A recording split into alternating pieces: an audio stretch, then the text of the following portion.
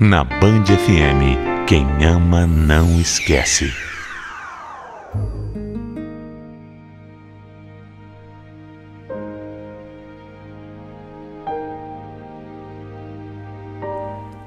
O nosso destino é uma caixinha de surpresa. E nem sempre estamos preparados para aceitar o que tem dentro dela. Você pode fazer planos, sonhar, acreditar que sabe de todas as coisas e sobre absolutamente tudo. Mas da noite para o dia, você percebe que acabou se perdendo nessa estrada tão complicada, chamada de vida. E é aí que tudo muda. Tanto para o bem, tanto para o mal. Comigo foi assim. Tudo começou quando eu ainda era uma garota. Foi na época de escola que eu encontrei pela primeira vez o Marcelo. Ele estudava comigo e, por coincidência, ele também morava no mesmo bairro que eu. A gente era jovem demais para saber o que era amor, mas acabamos nos envolvendo. Tava mais para um namorinho adolescente, sabe? Depois de algum tempo, eu acabei mudando de cidade. Os anos passaram e, num piscar de olhos, eu e o Marcelo acabamos perdendo o contato. Coisas da vida, né?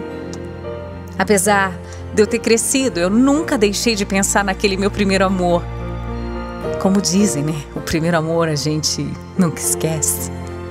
Eu adorava sair, ir para as baladas, e foi em uma dessas que o destino deu um jeitinho de nos trazer de volta. Foi dessa forma que a gente se reencontrou. Claro, ele agora era um pouco diferente, mas tinha se tornado um homem lindo. E mesmo depois de tantos anos, o meu coração balançou. Siméia, não acredito, é você. Nossa. Meu Deus do céu, quanto tempo. Olha, que maravilhoso te reencontrar, te ver e ver que você mudou. Claro, você mudou para melhor. Que isso, Marcelo? Eu que o diga. O tempo passou rápido demais mesmo. Eu nunca imaginaria te encontrar logo aqui, depois de todos esses anos. Vamos já, eu confesso que eu imaginava um dia te reencontrar, juro. Olha, pode parecer loucura, mas eu sinto que a nossa história não acabou lá na adolescência. Eu sinto que, de alguma forma, a gente tem muita coisa para viver ainda.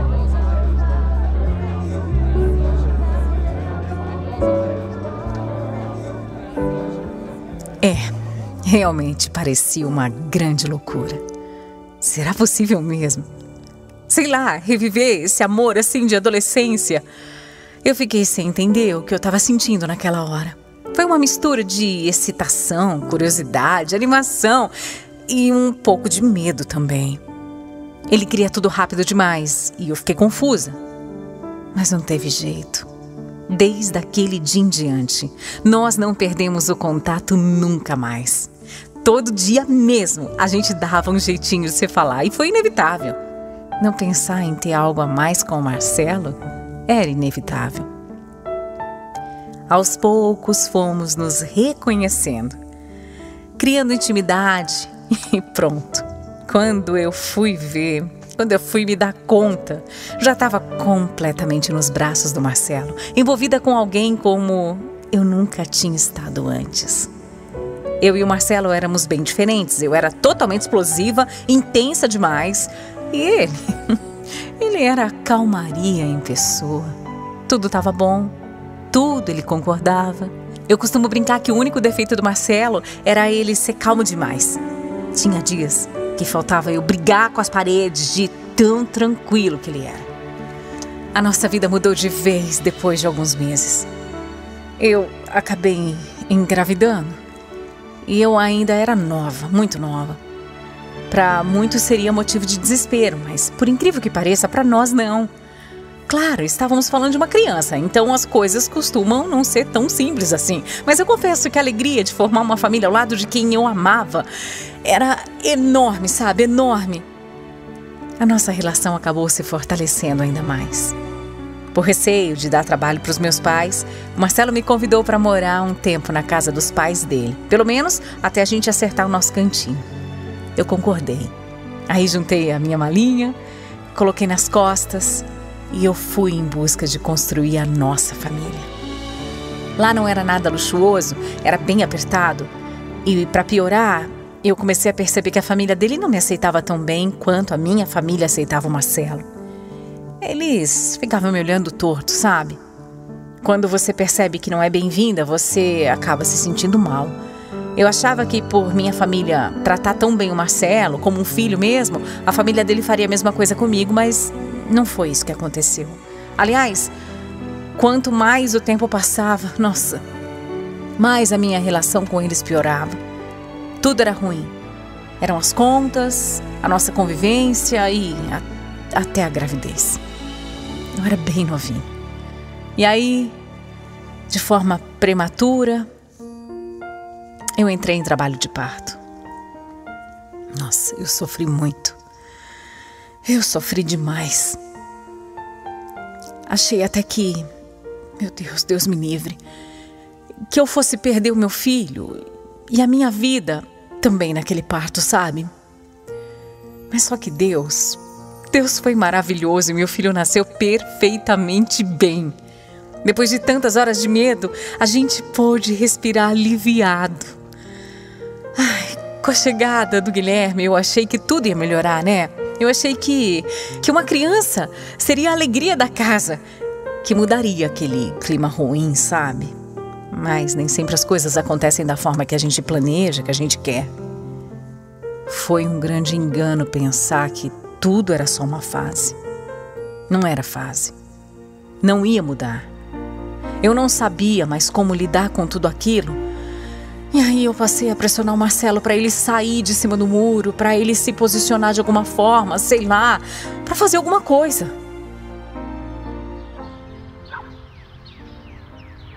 Amor, não dá também pra bater de frente com a minha família. Como não? Eu acho que você tá exagerando.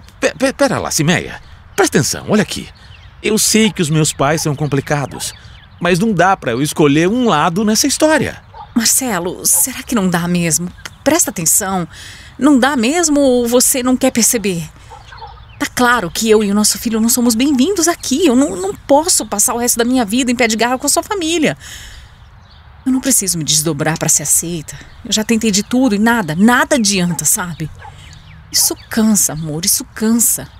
Eu sei que cansa, mas calma.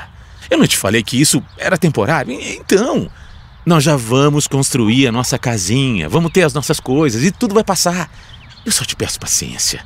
Só um pouco, porque eu tenho certeza, isso vai melhorar. Confia em mim. Vai melhorar.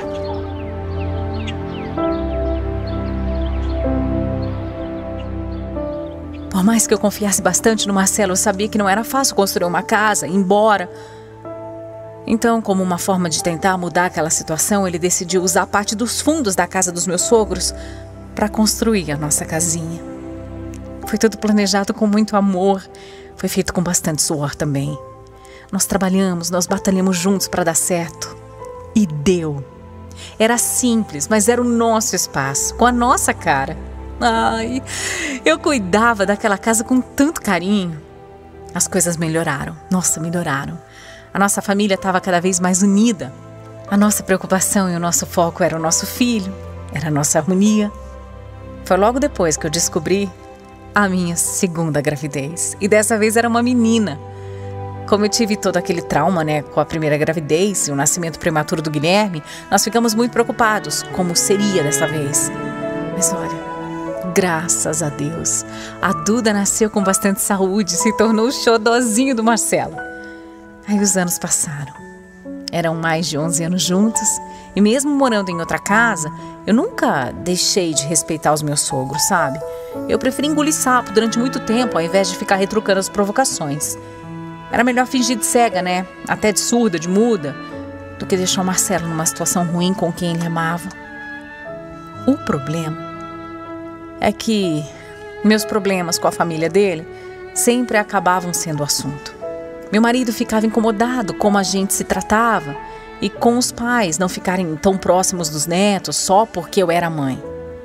Por mais que a gente tentasse, a minha relação com eles ia ficando cada vez mais fria. E quem passa por isso sabe, é quase impossível não afetar dentro da sua casa, é impossível. Vamos combinar, né? Brigar por causa de família é a pior coisa que tem. É um caminho sem volta. A paz começa a ficar cada vez mais distante.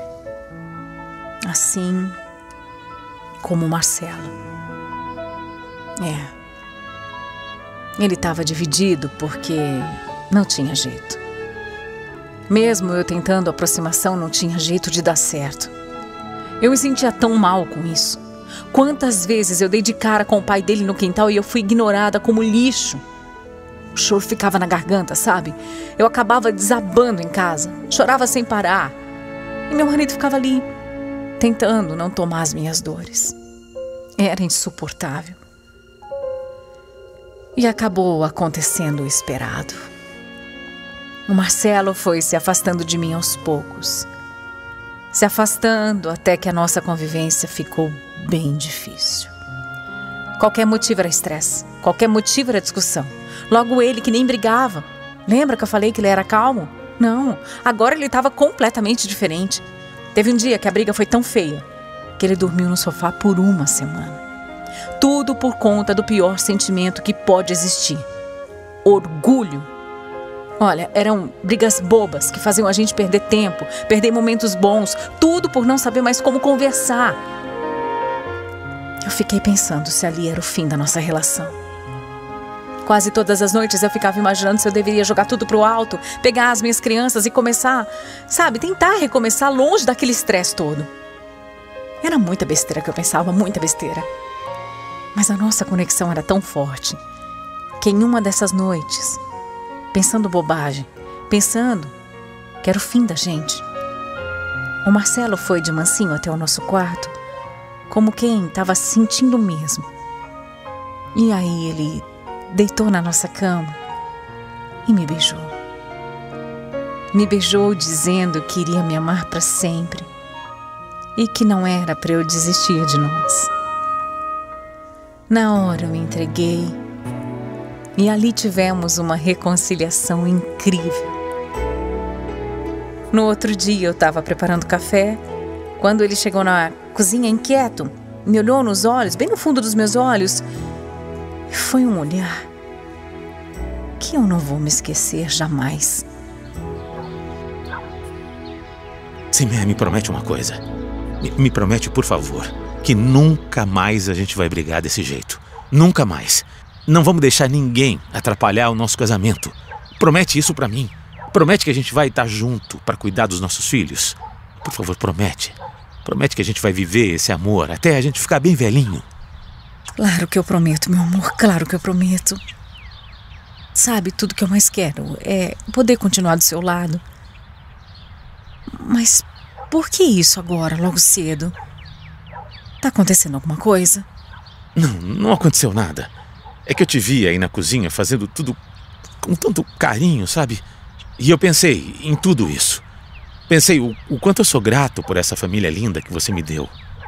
Puxa, eu te amo muito mesmo. Te amo mais do que você imagina. Muito mais.